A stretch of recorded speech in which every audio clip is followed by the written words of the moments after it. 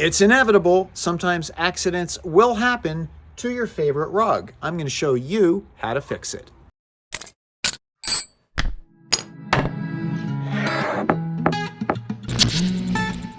What this rug needs is a good shower. I need a way to hold it up so I can hose it down.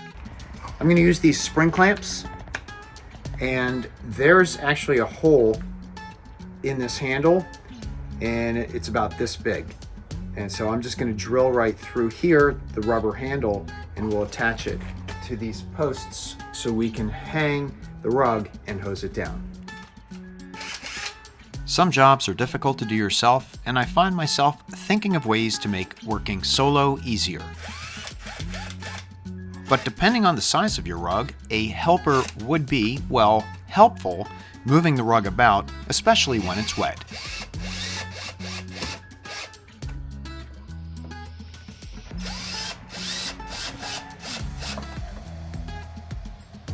Since it's really hard to depress these clamps, and awkward too, what I'm going to do is I'm going to hold this clamp open using a bar clamp.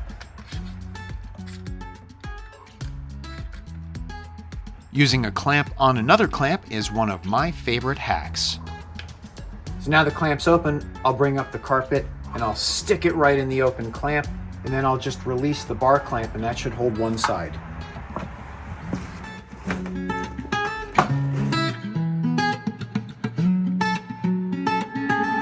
Ready?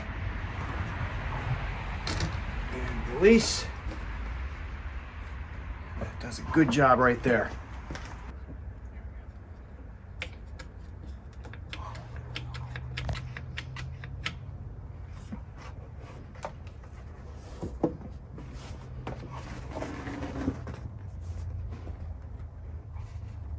And release.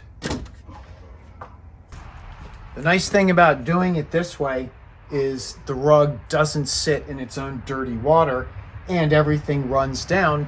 So if you do it early enough, by the time you have to move it, it's mostly dry.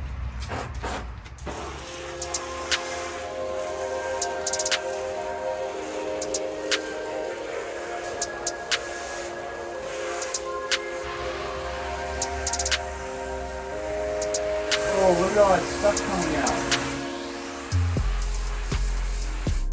With the rug well rinsed, I'm spraying both sides with a watered down pet stain carpet cleanser.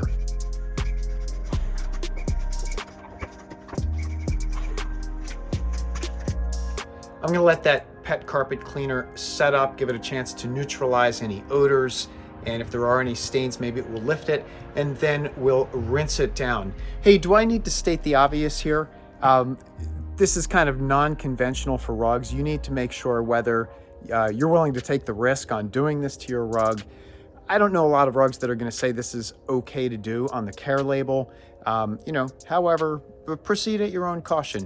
For me, this rug has been here for 10 years and it's very durable, and we've had lots of spills on it, and it takes a look and keeps on ticking. So I'm not that concerned about doing this, but I just wanted to preface everything and disclaim it so you guys don't call me out that this may not be appropriate for all rugs.